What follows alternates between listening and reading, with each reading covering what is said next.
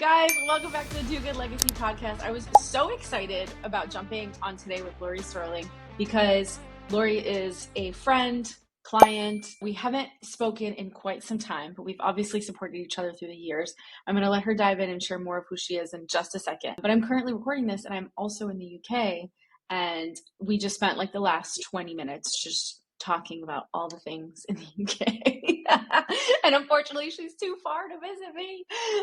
Understandably so. But anyways, ladies and gentlemen, without further ado, thank you for being here. And Laurie, welcome to the Do Good Legacy podcast. Oh, it's a pleasure to be here. And the tables have turned because you were once on my podcast many years ago. I know.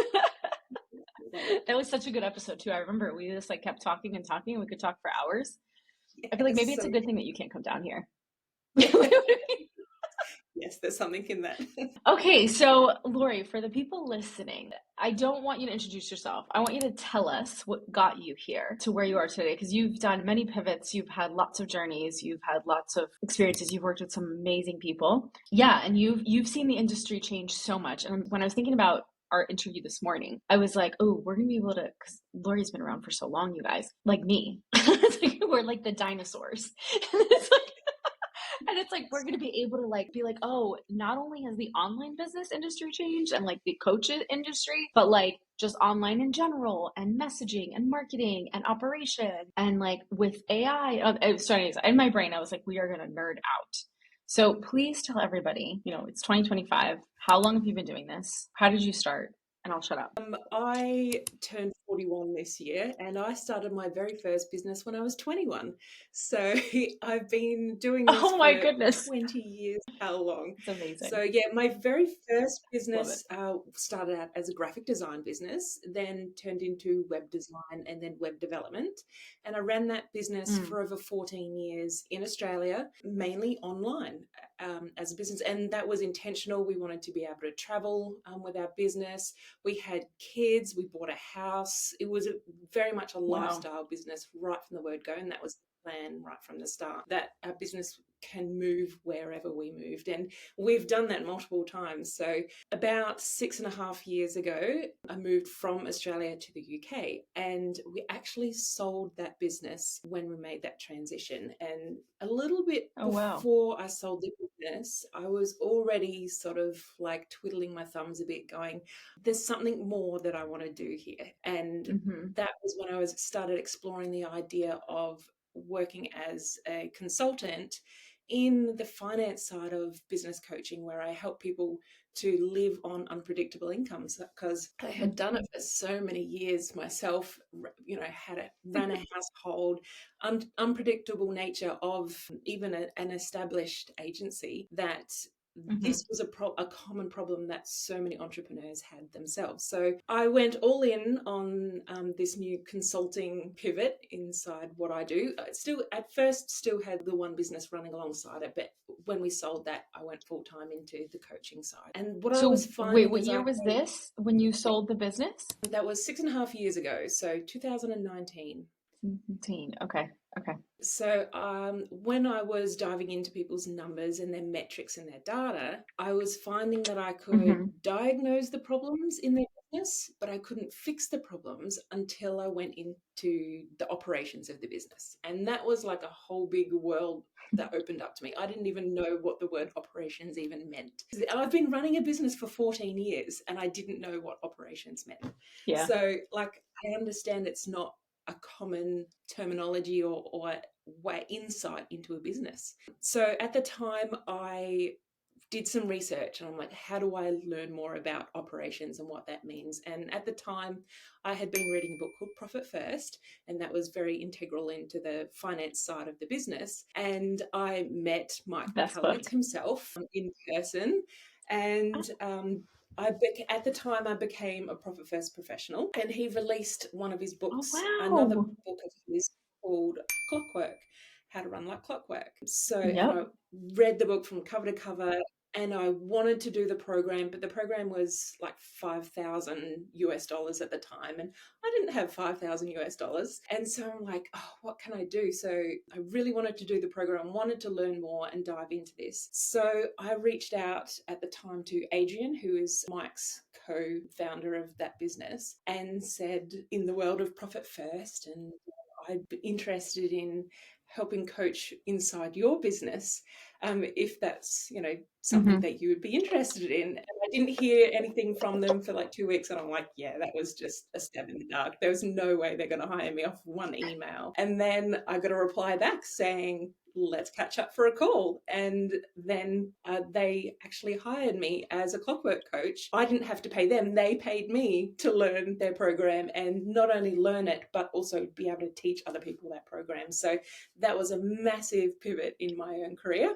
And it opened up a whole new world of like the idea that your business can actually run without you, even if you are the talent of the business and the drive of the business, and all of your IP that's in your head can be extracted and delegated to your team and be able to grow your business beyond yourself. And so that was how that ended up going. At the end of that time working with Run Like Clockwork, which was about 18 months for that period of time, after that, I sort of had this big realization that I needed to go back to being an entrepreneur myself. So I had that phase working for them, and I knew like I was still getting paid like £20 an hour to do it. So it wasn't going to be a long term. It sufficed for the period of time that I was learning and growing in myself. And then I'm like, no, I need to go back to doing this myself. Once I finished up with Run Like Clockwork, that's when my paths crossed with Christina. She was advertising a role as a COO. And so I applied for that role and was interviewed, and I got like second best place in that interview and just missed out on it. But as a result, she came back and said, I would love you to coach inside my program and teach us all about operations as well. So that sort of opened up that hour. That's how we ended up connecting. And I ended up finding a different client, Sabrina Phillips, who's based in Scotland at the moment, and worked for her while her OBM was on maternity leave. So instead of me like coaching to lots of businesses at once, this was me going inside their business and helping them to fix the operations inside their business and build systems and processes so that they can hopefully extract themselves out of their business as well and delegate more to their team, which was part of my role. So I did that for about 2.5 years in various people's businesses, and that actually held me all through the pandemic period. And then around the end of that pandemic, people's businesses were having a bit of a shift again. Like the economy had changed a lot, and businesses that were online were coming back offline, and there was this real shift that was happening. And while I was doing that, I was also teaching other OBMs how to step up into this higher role as a COO and be more than just an OBM, to be able to realize that there are data and metrics that we can use. We can help teach our team to work autonomously without us, to be able to think strategically how to get the business to grow and where the bottlenecks are.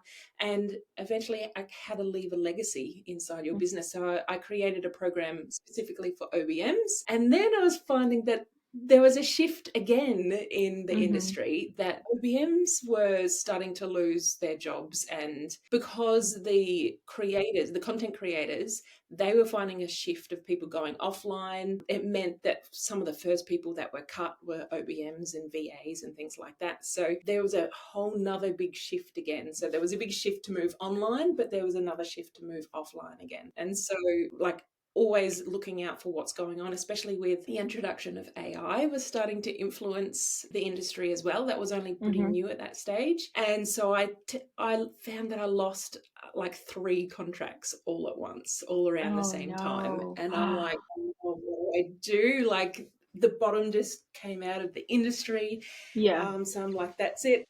want to go and get a job. So I started applying online for jobs, applied for hundreds of jobs. I was too Oh my goodness. qualified. COO in my resume just was like, wait a minute, what are you doing coming for this job? I was such a unique unicorn with a perspective, such a generalist. I had, a vast experience from my background, and it took me ages to find a job. And I was getting interviews, and I'd get through the second round and third round of interviews, and they'd be like, you were the second best candidate, thank you very much, over and over and over again.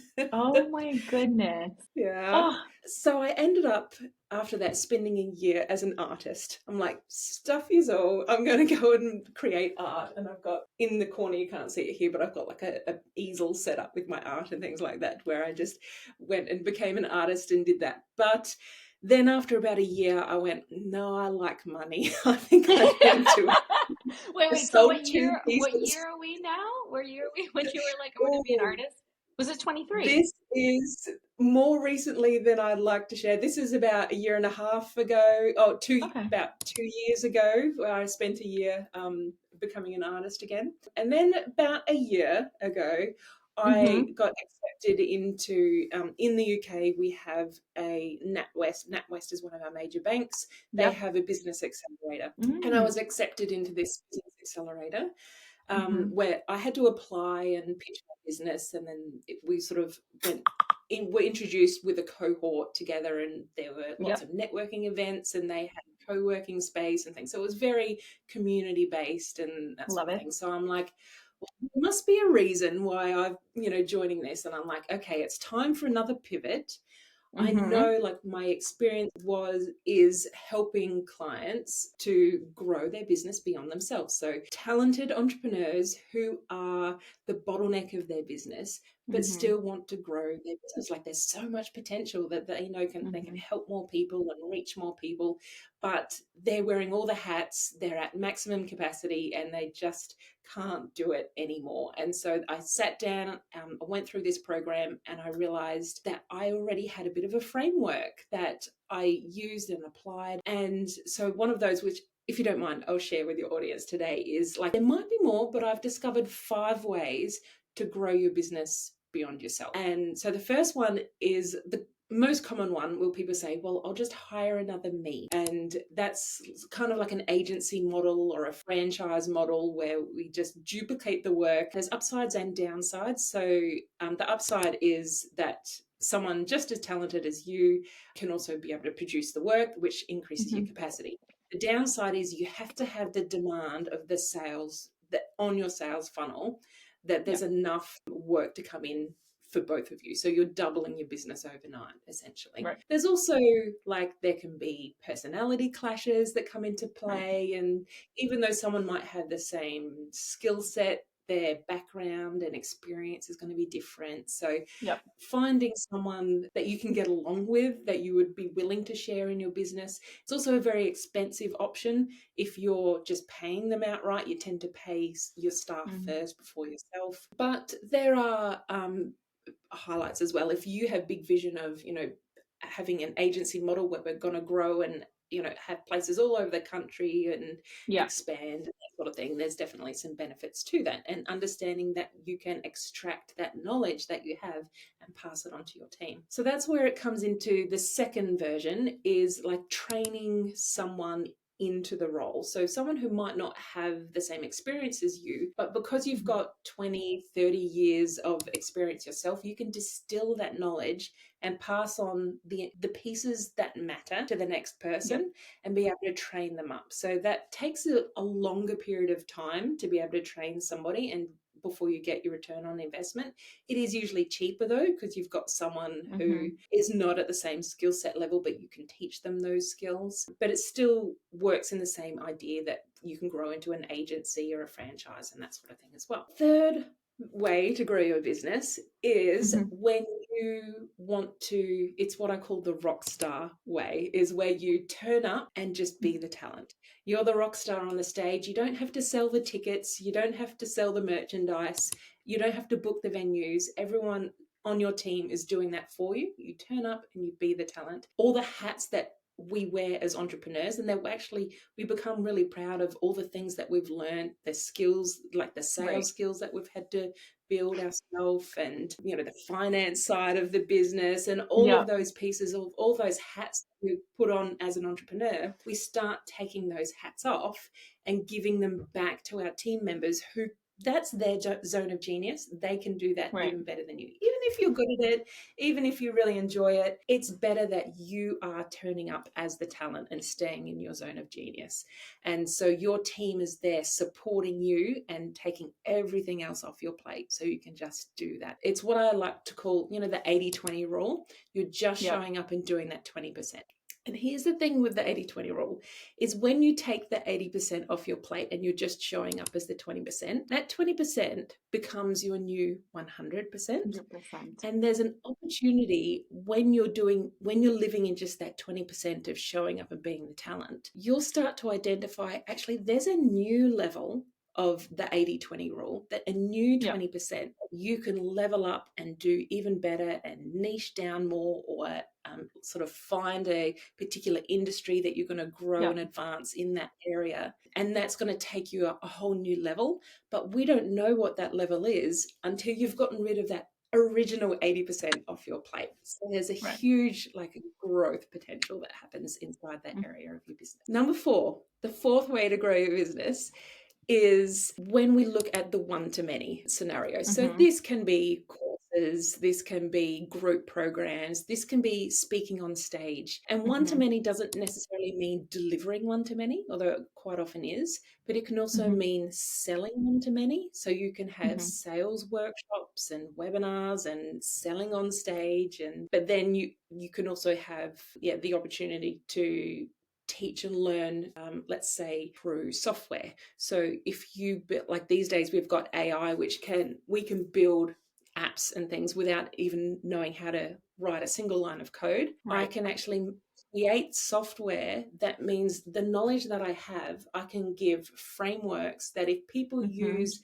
this knowledge in this particular way, can service lots of people all at once through technology to be able to do that. So that's definitely another viable option when we're looking at the one-to-many. And then the final one is usually for people who are like, I'm not hiring a team, I'm not going there, I don't want to go that way, that's not for me. Well, we can raise your profile, increase your demand, raise your prices because of it, and just be the best in your industry. And that usually means along the lines of, I'm writing the book on the topic. I have spoken a TED talk on the topic, for example. So the way we raise our profile and become known in our industry, we don't necessarily have to be the best in our industry when we start, but we'll find that you're allowed to contribute to the conversation, even if others, and there's big names that have big ideas as well, we can contribute and bring a different perspective to that industry and that side of things as well. Oh my God. Okay. I love this. I've been taking notes and I have so many questions and so much to say. So first of all, we're just going to say right off the bat, I am business number 4, aiming to be business number 3. Like, I don't want to do shit. But I've always said that. I've always said that. And it was funny, this weekend I had dinner with a girlfriend of mine.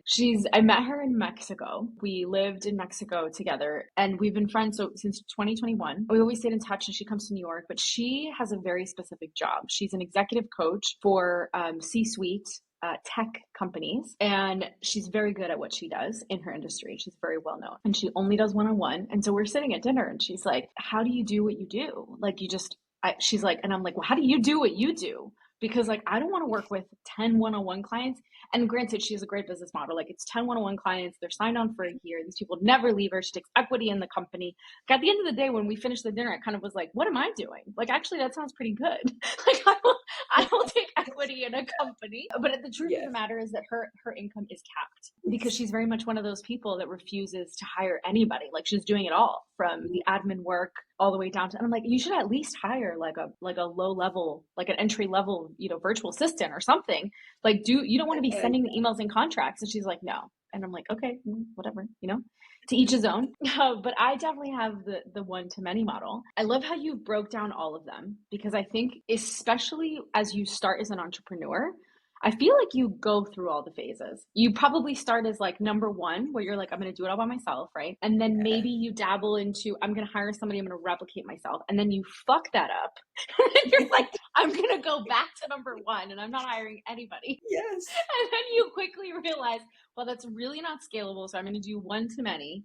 And the goal is to get to the rock star, the through line of all of this that you've said. Mm. And I don't know if you've noticed this, Laurie, or my listeners as they're listening to this and watching us. It's so funny how we think business. I wonder how you feel about this. Do you think business is personal? Ooh, it can be, because there are some people who like tie their identity with their business because it was a talent that they were born with and they've built it over the years and built their experience. And now they've built a business that then integrates their livelihood, and the money that they make is integrated with their talent and it becomes who they are. And so their value as a person gets mixed up with the value of their business and what that is 100%. worth. So yeah, I do see crossover, and it shouldn't necessarily be, but it happens all the time. The reason I ask that is because I can't even tell you. I mean, I'm sure you've seen it. I've seen businesses crumble because of team and management, and then the operations, and then you look at the business and the structure of the product and what you're selling and all that stuff. But that stuff is easy. Like when somebody comes to me and they're like, I'm not selling, I'm like, okay, well, what are you selling? And they're like, well, I don't know. I'm like, great, let's create a product, right? Once we've put the functionalities of the product and what it does and who it helps, etc., that's the easy part. Then it goes into, okay, how do we create the systems and the operations? Because you didn't become an entrepreneur to get a job. You became an entrepreneur to create a company. There's a big difference in the two. If you're listening, I'm going to say that again, so the people in the back are listening to this times two can slow it down and like hear me. There's a difference between starting a business and having a job, and starting a business because you want to run a company. And the goal should be to run a company. And Laurie, I know you've been in my containers, and I've said this through and through all of my career. The goal should be to exit the company. Whether you decide to actually sell your company or not is irrelevant. But if you are building a company, your goal from day one should be, one day I'm going to sell this baby. Because when you build a company from the mentality of I am going to sell it, means it's scalable. And I feel like I've worked with business owners with multiple seven figure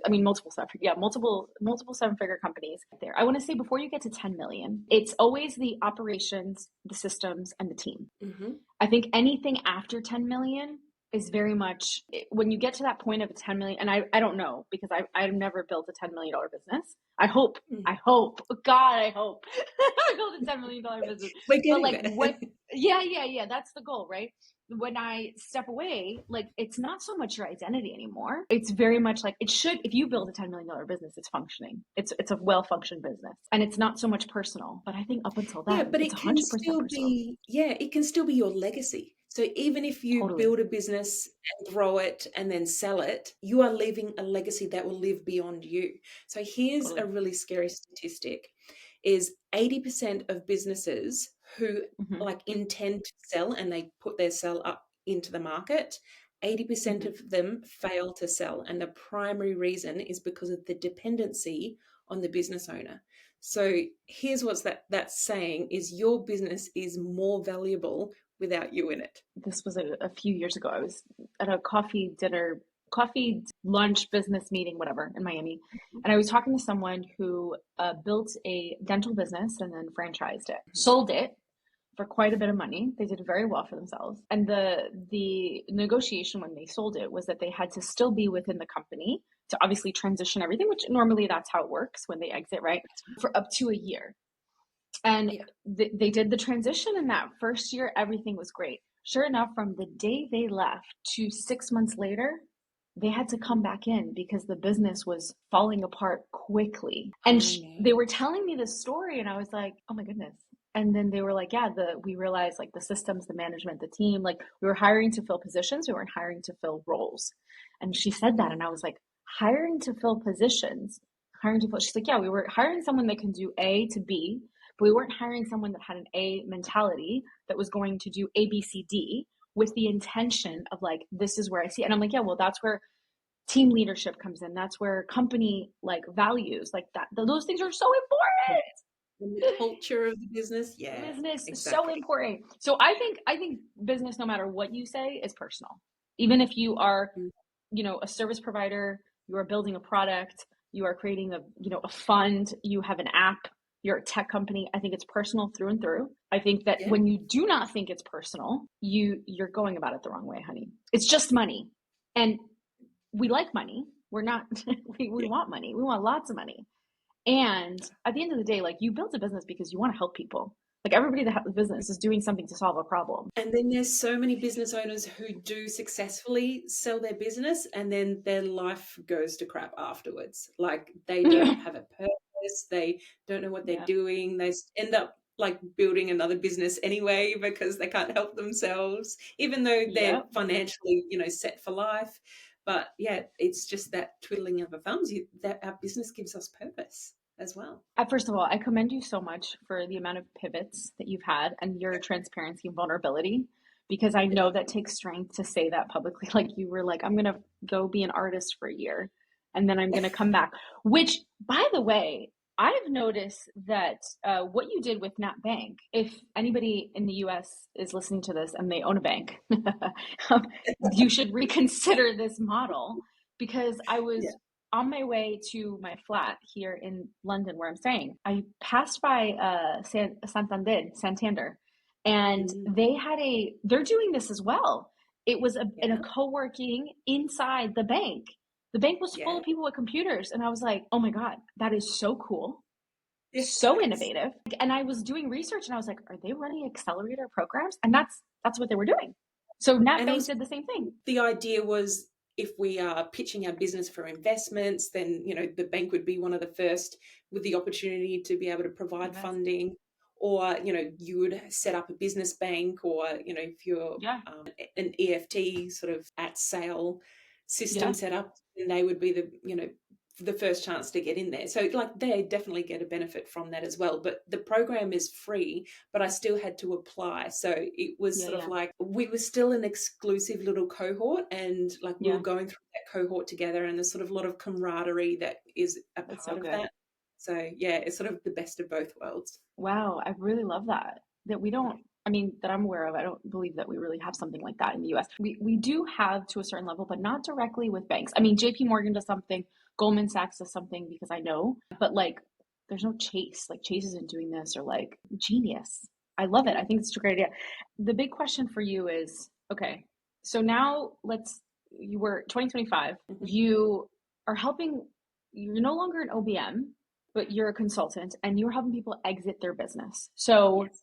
let's just use my business, for example. If I Yes. wanted to exit in 5 years' time, what do I have to do? And like, pretend I'm starting from zero. Pretend I have a shit ton of one-on-one clients. Okay. And like, Yeah. what would the game plan be? And then I want you to throw in some AI, because I want to know what you think about this and where Yeah. we're going with AI. Good. All right. So first of all, I would be looking at what is the non-paid work that is on your plate? What's the admin, the recurring business as usual tasks that you're doing over and over again? I would Yeah. start, even before I hire somebody, I'd look at that list and say, okay, here's my bookkeeping. Let's say, for example, I'm going to hit record and show me creating an invoice of what Yep. that looks like. So there's a documentation of, I'm having to create an invoice anyway. I might as well hit record while I'm doing that and store that under a finance tab in my share drive, so that when I do Mm-hmm. bring on somebody in finance to do that job for me eventually, then I can say, look, here's the process of how I take care of that already going forward. So there's already systems set up before the first person has even started, and you haven't had to Yep. take any more time out of your day to be able to do that. And then I would, even the one-on-one work, when I'm with clients, I would start thinking about what are the common questions that I said, particularly in like onboarding and sales processes. Is there the same sort of questions I ask everybody? And where do I put that information? So for example, I might have, when I'm doing an onboarding, I might have a Notion document in front of me, and I've got the client's name at the top and a set of questions. And as I'm filling it out, I'm answering those questions along the way. That Mm-hmm. Notion document then is the start of a database that can be Mm-hmm. duplicated for someone in the future to be able to ask the same questions and come to the same example at the end. Then you've probably got like some IP that you Mm-hmm. realize you're using with each and every client. You get trying to get them from Intellectual property, for those of you listening.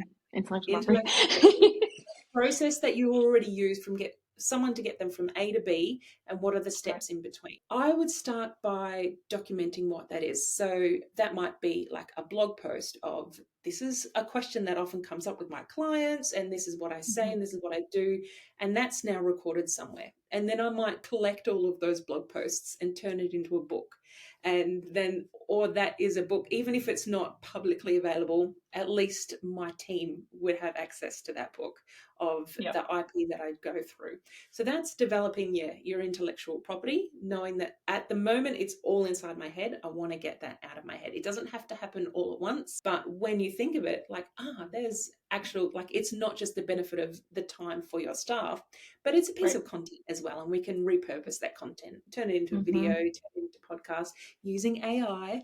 We can do a video that transcribes it and blogs it and all of that all automatically. Like some of the process, like what I do, because I am very data oriented and the numbers, I go through a process where I'll reverse engineer somebody's sales figures. So if they want to make, 50 grand in a year, how many sales do they need, that sort of thing. Well, I've created software that the process that I take my clients through, I went to AI and said, okay, I want to create a calculator that works out how many sales do I need to be able to make this much income. And I put in how much I want to take for a wage, how much I want to take for my business expenses, and then, how many sales does that mean? And then I can even go further back and say, okay, if I need 10 sales, that means I need 20 new leads, because maybe I convert 50% of my leads. 50. So if I need 20 more leads, then what is the strategy behind getting those leads? Do I need an opt-in? Do I need a blog post? So I've put all of that into a piece of software that I simply talked to the computer to tell it all of that information, and it created one. It took, like, the MVP, which is called like the minimum viable product. The first time I did it, it took like a whole Saturday to do it. Like, it took time to do it, but now that's something that I use for each of my clients. I'm like, oh, we need to know how many sales. Let's get out my calculator, and it spurts out and it sends them a report of it and everything. Like, it's really techie. Love it. And so that's something that my clients use. And because I built the framework, I'm comfortable enough to now give it to one of my team members to say, here's the framework. If you input the information this way, it will give you the same results as if it went through my head, because I've told the computer how I want it to process that information. So that's another way that we can use AI to extract that information and build systems for our team, because then there's a framework even for our team to follow. They're not just doing it the way they think, and it's harder to have human mistakes inside that process when we're looking at numbers. So that's another example of the process that we can take. But really, the next step is finally hiring somebody. Hiring someone even if it's 5 hours a week, start getting that work off your plate and being clear about where am I intentionally going to be spending my time. If I got 5 hours back a week, what am I going to do with that 5 hours? Am I going to watch a Netflix show, binge watch, or am I actually going to use that time to generate more income or book in more clients and that side of things? Like, I have to be intentional about how I get that time back. Yeah. Oh, I love that. I love it. I love it. Yeah. How do you identify when you are the bottleneck? Like, what's the process that you go through with your clients to get them to see, oh, you're the problem? Yeah. You almost always are the problem. But always. But they don't know that. Yeah, that's right. I do have a process of working out, there's two ways. Number one is I get them to do a time audit. Like, you tell me Monday to Friday, just for 1 week, what are all the tasks that you're doing on your plate that is filling up your time? And then we can audit that and say, oh, well, that's, anybody can do that task, we'll delegate that. There might be specific tasks that's integral to the knowledge that you have, and we can say, okay, like, now that I can see that there's 10 hours a week spent on knowledge specific tasks, how do we get the rest off your plate? And then if that is knowledge specific because you're the bottleneck, what area is this bottleneck affecting? So this is like where I take it a step further. Instead of like, oh, you're the bottleneck, that's easy, problem fixed.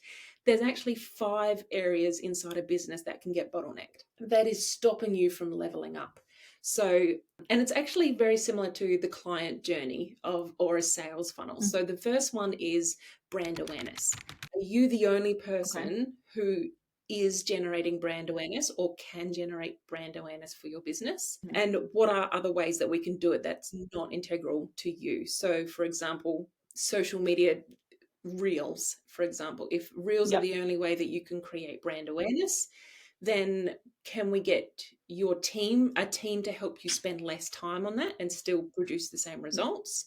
Or are there other avenues that we can create brand awareness that are not just you tied up dancing in front of a camera sort of thing? So that might be like writing a book so that more people can access a book that gets introduced into your system. Or it could be having an article in a business magazine or something like that, or that's spread online. Yeah, or even taking like your podcasts or YouTube videos and repurposing them.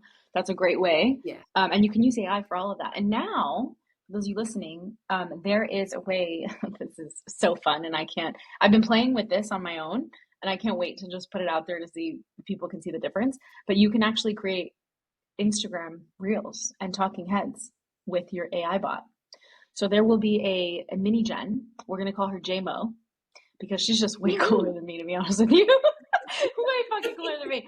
But she is like, you can literally, it's a rep. She looks just like me. I mean, I can tell it's AI because I created it, but I'm curious if your audience, but that's where it's going. Like you're right. As anybody that's listening, I mean, the majority of my audience is creators, right? Like we're showing up online. That is the biggest thing. Like you are the one that's creating all the content. And as someone who's done the podcast, the YouTube channel, the constant, and I love creating content. Like it's literally one of my favorite things to do. It's why I started this career. I don't want to stop creating content.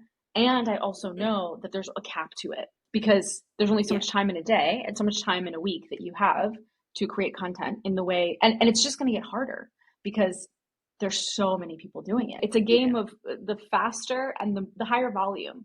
In a way. That's it. So that's one of the bottlenecks is brand awareness. Another bottleneck is the leads and lead generation, but not just bringing in leads, like not getting people to fill in a form, but also nurturing those leads that have come in to get them ready to be ready to hand over the money for the actual sale or the conversion. Then sales can be a bottleneck itself. So if you're having one-to-one sales calls all the time, maybe a one-to-many version is a better option, or maybe you could optimize your website or your email system to be able to deliver that for you using technology to be able to convert at a higher rate. As well. So that can be another bottleneck, is the sales bottleneck. The next bottleneck is delivery. So if you are, let's say, one-to-one, maximum capacity, can't deliver anymore, then you might want to look at another stream of income that is like a lower level group program or a membership that can take more people, or the software sort of done for you program, that sort of thing.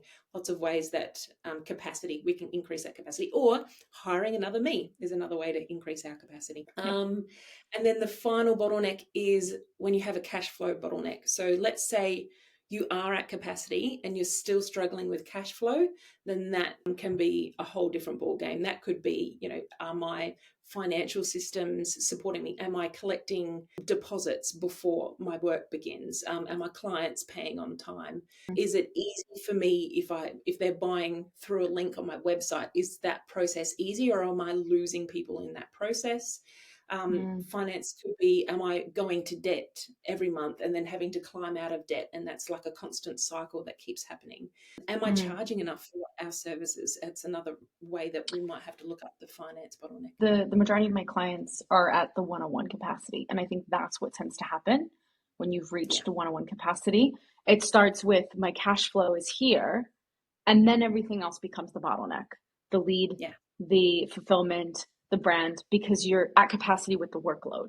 And then so at that point, you either need to increase prices or look at one-to-many model. Yeah, and sometimes our mindset can come to play because we'll be like, oh, I'm at capacity, but my funnel is still bringing in more people, or I don't want to do another launch because, my inbox is going to have 100 people asking me questions and I'm going to Yeah. avoid that. So I'm going to put off the launch altogether. Like, Yeah. that's where mindset comes to play. Like, we can actually bring in a team to be able to support that side of things. So Right. you get to turn up and be the talent. So Yes, yes, yes. If you're listening to this and you're mentally at that place, I can relate to this so much, especially when I started, right? Like when I went from one-on-one to one-to-many, I remember thinking that like, oh my God. And I call it the sticky middle, the sticky in between when you're crossing over. I always tell my clients, like, I never promote being in the red, but I think that when you're in that transition, you will be in the red, at least for 30 days. If you're over the red for more than 90 days, then we have a problem. But if you're in the red for the most 2 months, but you're still generating, and then it's the transition, right? Because the truth is that like hiring and doing the one-to-many doesn't happen overnight. It takes time. Yeah. So giving yourself that grace. But I agree with you 100%. And then even when you have the one-to-many, it's the hiring piece.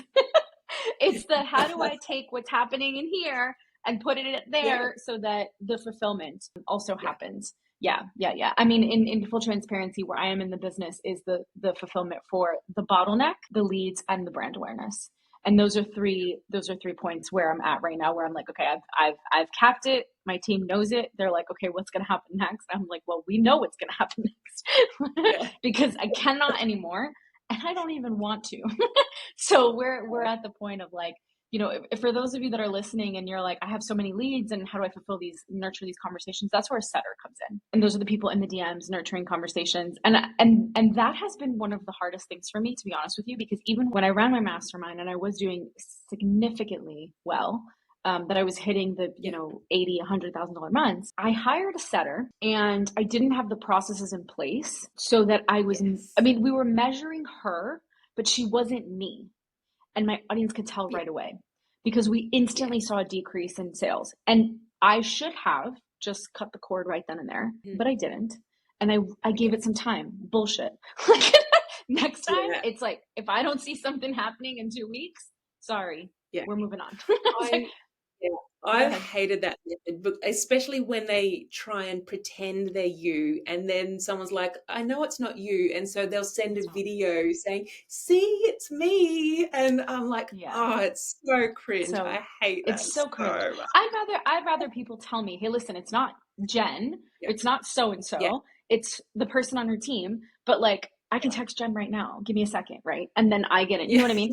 And that I appreciate so much more. When you are scaling, right? So the thing that it's really having the SOPs in place, and not just the SOPs, but like just having what makes you, so that somebody knows that.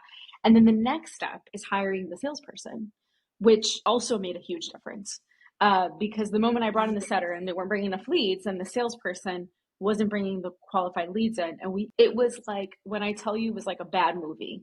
I was like, you just saw those numbers just drop, and I was on the other side, and I was like, what do I do? See, what I would rather see in that sort of a situation is I would rather see you selling one-to-many. And let's say it's like a 1-hour workshop that you do once or twice a month, where you invite people to come on, you can answer questions, you walk through your process, your program, and be able to say, look, if you are interested, at the moment you're speaking to 20, 50 people all at once, I'm going to give you an opportunity to talk to someone from my team, and that gets them, like, you get to take them 90% of the way, and your team just gets them over the line, helps them sign the dotted line, make sure any questions are being asked, any objections are being addressed, and then they're willing to hand over the money. It's an easy process. Okay, to answer our very original question was, okay, so now I've done what you said, right? So imagine we are at, I'm going to manifest the dream, ladies and gentlemen. We are at, bringing in monthly 250, 300,000 a month, right? We have the operations, we have the COO, we have the team, we have the setter. Things happen, but overall we have a nice lean team. We have customer retention. What would you say would be like a good number for you to be like, oh, that's a sellable?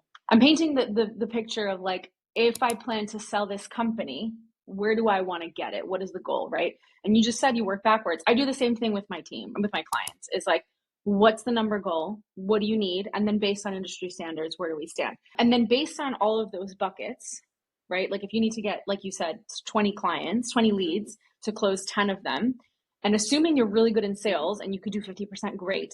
Most of my clients come to me and they're not that good in sales. So they're like, I'm only going to convert 2 of those people. I'm like, okay, we need to work on the sales. We need to make sure you're good in sales. Yeah. So Yeah. tell us where do the numbers need to be in order to create a sellable?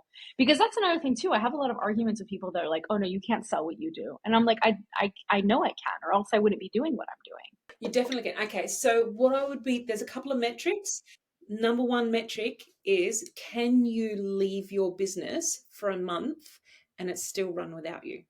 30 days, because you tend to be able to go through a whole cycle of bringing in leads, being able to batch content, being able to go through the sales process, onboarding some new clients, and then have like someone from your team be able to look after them, like, and coach them on that. They might not be you, but your clients know this. I've brought this person on because they are really good at what they do.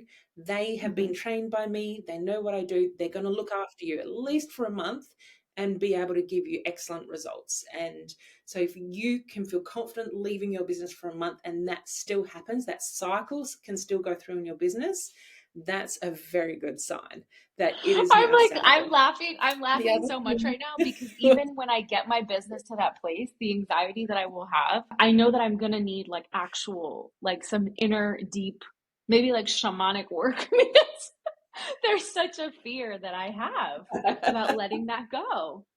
And it's such a Yeah. mindset piece that comes, and I'm sure every founder has it. Yes. Like, the anxiety that I have, that's like, I can imagine, I mean, I don't have kids, but I can Yeah. imagine that when I have kids, it's going to be like when they go off to like uni or something, I'm going to be like, don't forget to brush your teeth. Don't forget to like feed yourself, you know?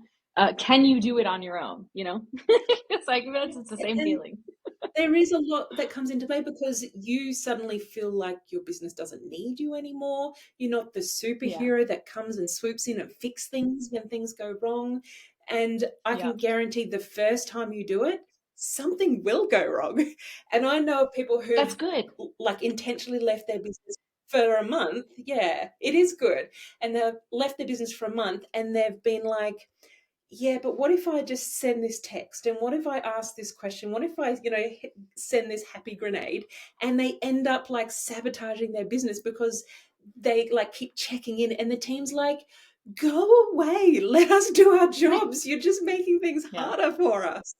So Yeah. yes, it can be a lot of mindset side of things come. That's one test. That's like a litmus test to see, is my business Right. ready? Another thing when it comes to actually getting value, like showing the value inside your business, is being clear on what the business assets are for your business. So a business asset is, for example, your website is a business asset. Your marketing is a business asset. The brochures you have, even all of the content in the videos that you have. If you have like a bank of all the videos that you've done for the last 2 years that can then be repurposed, they are business assets that can be reused inside your business. Things like how the meeting agenda that your staff follows from week to week is a business asset. The legals that you have set up in your business, the automations are all assets that you've built inside your business. So sort of like sometimes we see like the value of a business in the accounting world. You look at your profit and loss on your balance sheet. Your balance Right. sheet is technically the value of your business. Mainly if you liquidated your business, that would be the value that's left inside it. But if you can see, like inside that balance sheet is the plant and equipment and your computer and those sort of assets, but there are invisible assets that are actually worth money. So for example, my first business that I sold in Australia, we sold the branding of that business and we sold the SEO of that business. So we sold our web design business to a real estate agency. And that might be like, Wow. huh? What do you mean? But they bought our logo, they bought our colors, they bought our website, Oh, but they wow. also bought the SEO in that every website that we had built, we put our website address in the bottom, in the footer of every. So all of our clients would always point back to our website. When we sold Mm. that business to the real estate agency, there were already like dozens of websites that were pointing at that website to increase the SEO. So they already had an immediate benefit from Google to be able to increase that. So there's already assets that are that's worth really money cool inside your business. So being able to articulate that and understand, especially like your IP, if I was to say, look, my IP is inside this book, which is a handbook for everybody who can ever get trained in my methodology into the future. They can build their own. We can increase the franchises that we have around the country because of the IP that's sitting inside this book. That book is an asset. And so like understanding the more assets that you have inside your business, the more valuable it is worth. Even if we can't articulate it in a monetary value, if you can list it on like a proposal, then that is value inside a business. Yeah, that's like data, right? Like your email list even. Like that's all extreme assets. Yeah. I love that. Oh my goodness. Yeah. Are you there? We're cutting. Oh, there you are. You're back. Okay. No, I'm still here. Amazing. Okay, Laurie. So, wow, this has been I love this so much. I feel like we can go on for hours. Now I'm regretting not making you come down to see me because I feel like we can have so much of a conversation. So we end this podcast with two things. I want to know, well, besides the obvious of like where people find you, which we'll do that in a second, what's next for you? So I am actually moving into an area where I'm helping people raise their profile. So that fifth one of how do we raise your profile, I'm going to be diving deeper into that side of things, raising your profile, being speaking events, podcasts, book writing and publishing, that side of things. So that's where I'm going to be focusing a bit more towards. I'm still doing business consulting and that side of things, but yeah, I'm really honing in my focus on like that seems to be an area that benefits no matter what phase you're in. Raising your profile and being able to increase your demand helps in every phase. So that's the area that I'm working towards and promoting for. But when we say how do you find me, I do have a bottleneck quiz. So we talked about, which bottleneck is it? Leads, is it sales? I have a quiz that you can do to test yourself and be able to go, I need to work on that one. And that's the key to it. Oh my So God. Okay, we'll give it to us. Yeah. Give it to us and we're going to add it to the show notes so you can do that quiz. Yeah, I'm curious to see what happens. And if you do Laurie's quiz and you're listening to this, send it. I want to know what you got. So send it to me, but then also send it to her so that she knows too. Yeah. But tell everybody where they can find you. I can see the back end. I've got the data. I got the data. I love it. Where can they find you? We're going to drop the quiz and we'll drop all your information, but please tell us where we can find you. But otherwise, my website is lauriestirling.com. Sterling with an I, in case it looks like British pound sterling, but it's not. It's an I. But I hang out on LinkedIn and I hang out on Instagram as well. So you can come and see me there. Yes. Okay, and the very last question that we close this podcast with is, how do you plan to impact doing more of what you love? I mean, I think I know the answer, but I want to hear it from your mouth. For me, it's speaking. It's trying to inspire and get the word out there that we don't have to be in business by ourselves. We can grow a business and see way more potential so that we can increase our impact and help more people in our businesses. So just trying to get the word out there and just let people know that's where I'm at. I love it. Well, thank you so much for sharing all of your knowledge with us today and being an open book.